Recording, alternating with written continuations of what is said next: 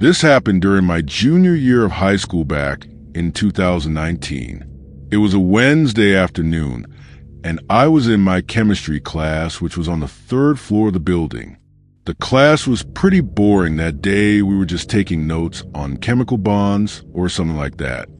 I sat near the back of the room with my best friend, Sarah, and we were quietly talking while the teacher droned on at the front. About halfway through the period, the fire alarm suddenly went off.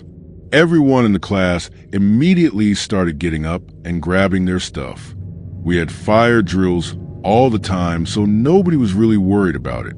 Our teacher, Mr. Henderson, told us to line up at the door like we always did. We filed out into the hallway and started heading toward the stairwell. There were students from other classes already in the hallway too, all heading in the same direction. As we were walking down the stairs, I noticed something strange.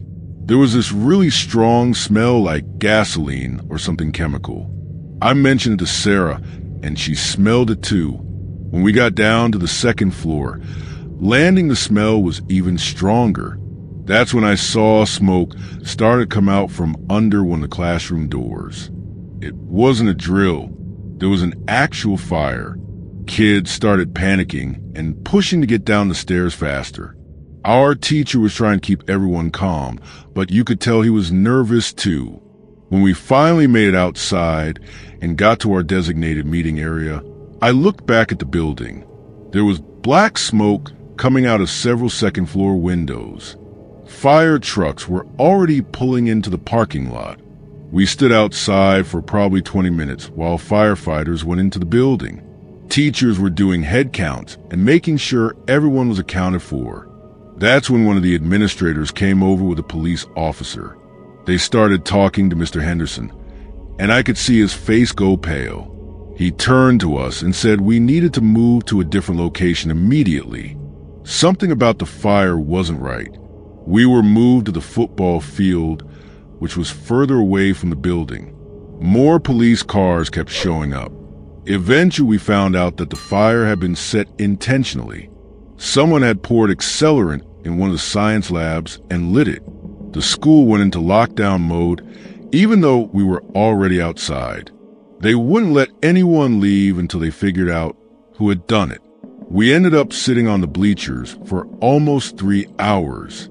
Parents were calling and texting, but they wouldn't let anyone go home. Police were interviewing students and teachers. I remember feeling so scared because whoever started the fire could have still been out there with us. Finally, around 5 p.m., they let us start leaving. They never told us who did it, but I heard later that it was someone who didn't even go to our school. Some guy in his 20s who had broken in through a back door. I'm just glad everyone got out safely, because it could have been so much worse. This story happened when I was a freshman. It was during an assembly in the auditorium. The whole school was there, which was probably close to 1,500 students. We were supposed to be watching some presentation about college preparation or something.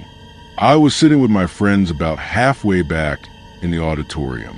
The lights were dimmed, and honestly, most of us weren't really paying attention.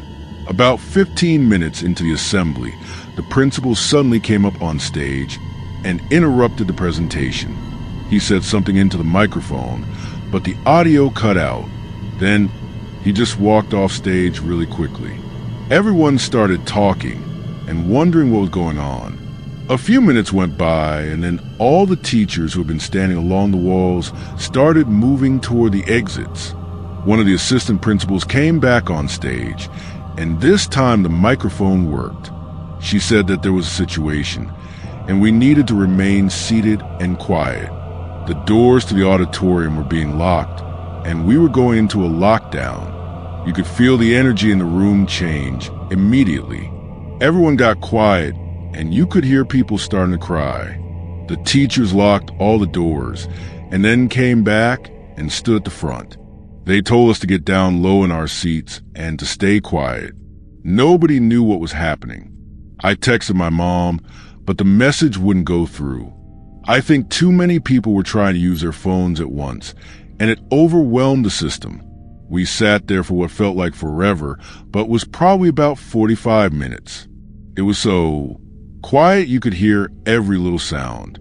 At one point, we heard what sounded like shouting coming from somewhere in the building. Then we heard a loud bang that might have been a door slamming. Everyone jumped, and some kids started crying harder. I was terrified.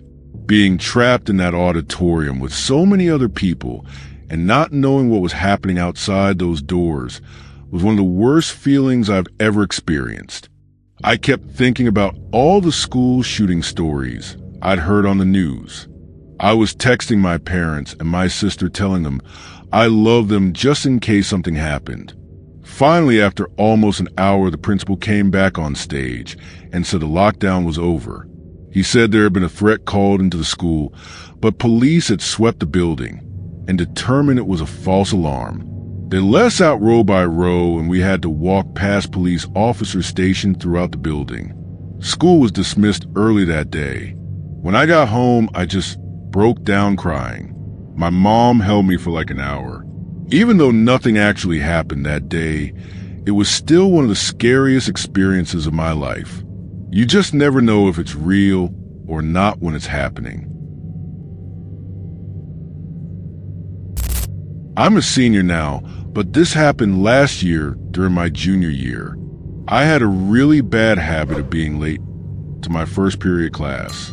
It was English, and it started at 7:45 a.m.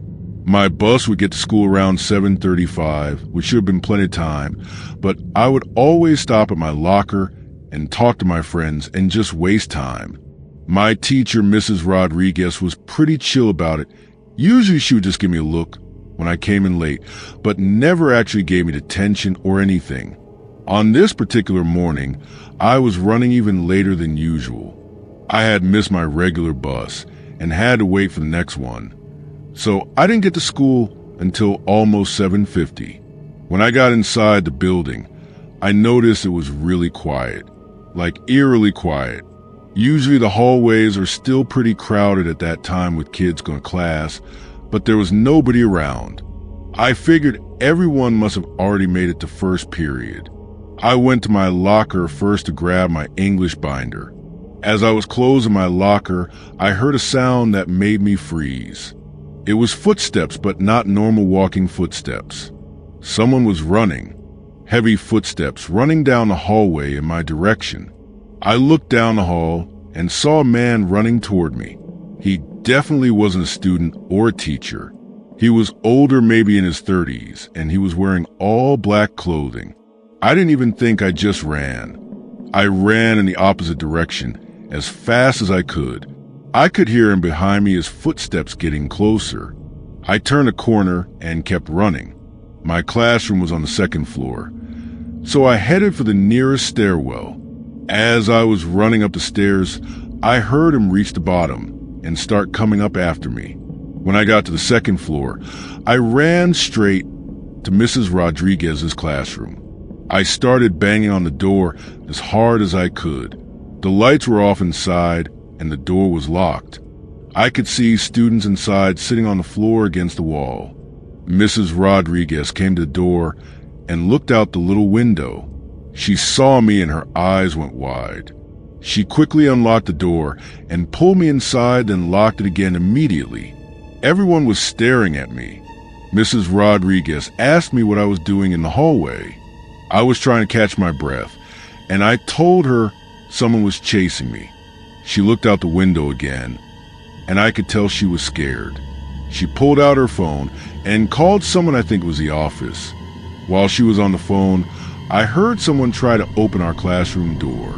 The handle jiggled, and then there was a loud bang like someone hitting the door. Mrs. Rodriguez hung up and told everyone to move to the corner furthest from the door. We all huddled together in the back corner. She turned off even the emergency lights, so it was almost completely dark. We stayed like that for probably 30 minutes. At one point, we heard more banging on doors down the hallway. Then we heard police radios and shouting. Eventually, there was a knock on our door, and someone said it was the police. Mrs. Rodriguez looked out and then opened the door. There were 3 police officers in the hallway. They told us the situation was under control, and they were going to evacuate us. We had to walk in a line down the hallway and out of the building. There were police everywhere. Later we found out that a man had broken into the school through a back entrance. He had a weapon on him, but never used it. Police said he was having some kind of mental health crisis. He was arrested and nobody was hurt, but I still have nightmares about being chased through those hallways. If I had been just a minute earlier getting to that classroom, I don't know what would have happened. I'm never late to class anymore. This happened during my sophomore year in my math class. It was right before winter break, and our regular teacher, Mr. Young, was out sick. We had a substitute teacher that day, which usually meant it would be an easy class. The sub was this older guy, probably in his 60s. He seemed nice enough when we first got to class. He introduced himself as Mr. Patterson and said he'd been a substitute for about 10 years. Class started normally. He took attendance and then told us to work on the assignment that Mr. Young had left for us. It was just some worksheet about quadratic equations. Everyone was working quietly or talking quietly with their friends. I was sitting next to my friend Marcus, and we were working on the problems together. About 20 minutes into class, Mr. Patterson got up from the desk and walked over to the door. He looked out the little window into the hallway for a long time. Then he walked back to the desk and sat down. He seemed nervous or anxious about something. A few minutes later, he got up and did the same thing again. This time when he came back to the desk, he was sweating even though it wasn't hot in the room. Marcus and I looked at each other like this guy is acting weird. Some of the other students were starting to notice too. Mr. Patterson kept looking at his phone and then at the door. Then he stood up and said he needed to step out for a minute. He told us to keep working and that he'd be right back. He left the classroom and closed the door behind him. We waited for maybe 5 minutes and he didn't come back. Some kids started talking louder and a couple of people got up to sharpen their pencils or throw things away. Then suddenly we heard shouting in the hallway. It was Mr. Patterson's voice. He was yelling at someone, but we couldn't make out what he was saying. Then we heard another voice yelling back. Everyone in the class got quiet, and we were all looking at the door. Then we heard a loud crash like something had been thrown or knocked over. A couple of girls in the class started to look scared. Marcus got up and went to the door to look out. He looked for a second and then backed away from the door really quickly. He said, "There's something wrong, we need to lock the door." Before anyone could move, the classroom door burst open. Mr. Patterson came in, and he looked completely different. His face was red, and he was breathing hard. He slammed the door behind him and locked it. Then he went to the windows and started closing all the blinds. He told us to all get to the back of the room right now. His voice was shaking. We all moved to the back of the room, and everyone was asking what was going on. Mr. Patterson just kept saying, "Be quiet, be quiet." He pulled out his phone and started calling someone. We heard him say something about needing police at the school. That's when we knew something was really wrong. Someone started banging on our classroom door really hard. Mr. Patterson told us to get down on the floor. We all got down and huddled together. The banging continued, and then we heard a man's voice on the other side of the door demanding to be let in. It wasn't a voice I recognized. The man kept banging and yelling for what felt like forever, but was probably only a few minutes. Then we heard the sound of police radios in the hallway, and the banging stopped. Mr. Patterson went to the door and looked out. He talked to someone on the other side, and then finally opened the door. Police officers came in and started asking us if we were okay. They evacuated us from the classroom and took us to the gym. We found out later that Mr. Patterson wasn't actually a substitute teacher. He had stolen the real substitute's ID, and had come to the school pretending to be him. But then the real Mr. Patterson had shown up and confronted him in the hallway. That's what the shouting had been. The fake substitute had locked us in the room, and the real one had been trying to get in to protect us. The imposter was arrested, and we never found out exactly why he had done it. Mr. Young came back after winter break, and we never talk about it in class, but I think we were all pretty shaken up by the whole thing.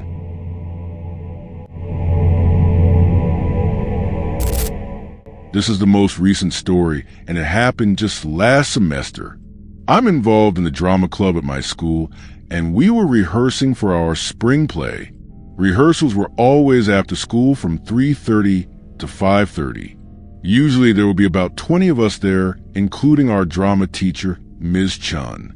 We rehearsed in the auditorium, which is in its own wing of the school, kind of separated from the main building.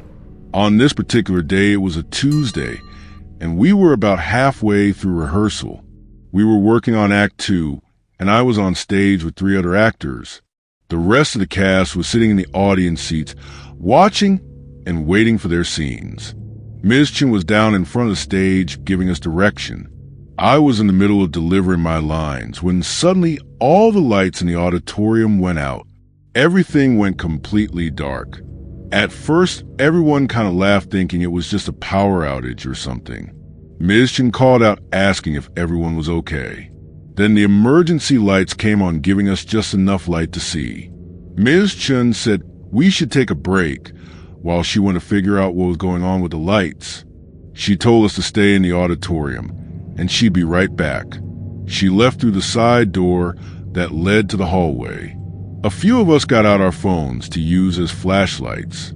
Everyone was talking about whether we'd be able to continue rehearsal or if we'd have to stop for the day. We waited for maybe 10 minutes, and Ms. Chen didn't come back. Some people were starting to get impatient. Then one of the seniors, named David, said he was going to go find her and see what was taking so long. He left through the same door she had used. The rest of us just waited. A couple people were running through their lines. Some were on their phones. After another few minutes, David came running back into the auditorium. He was out of breath and he looked scared. He said we needed to leave right now. He said something was wrong in the school and we needed to get out. Everyone started asking what he meant, but he just kept saying we had to go. We all got up and started grabbing our stuff. David led us to the back exit of the auditorium, which led directly outside. When we got outside, it was already getting dark. We could see the parking lot, and there were only a few cars left since most students had gone home already. David told us to go to the parking lot and wait there. That's when we noticed that all the lights in the main school building were off too. The whole school was dark. We walked toward the parking lot, and that's when we saw police cars pulling into the front of the school. Their lights were flashing, but they didn't have their sirens on. More and more police cars kept arriving. We all stood in the parking lot, not knowing what to do. Some people were calling their parents. I tried calling my mom, but she didn't answer. Then a police officer came over to us and asked if we were students. We told him we were in drama club, and he told us we needed to leave the area immediately. He said the school was in lockdown and it wasn't safe. He walked us further away from the building to the edge of the parking lot. We asked him what was happening, but he wouldn't tell us. He just said to call our parents to come pick us up. We all stood there watching as more police arrived. We saw officers going into the building with their weapons drawn. It was surreal. My mom finally called me back, and I told her what was happening. She was already on her way because she had gotten an automated call from the school about a lockdown. When she picked me up about 20 minutes later, she told me she had heard on the news that there was a report of someone with a weapon in the school. We later found out that someone had called in a threat, saying there was an armed person in the building. The police had cut the power as a precaution and had swept the entire school. They never found anyone and eventually determined it was a hoax. But it was terrifying being there when it happened. We never found Ms. Chun that night either. She had been evacuated out a different exit and hadn't been able to get back to us. Drama club was canceled for the rest of that week, and when we came back the following week, nobody really wanted to talk about what had happened. It definitely changed how safe I felt doing after-school activities. You just never know when something could happen.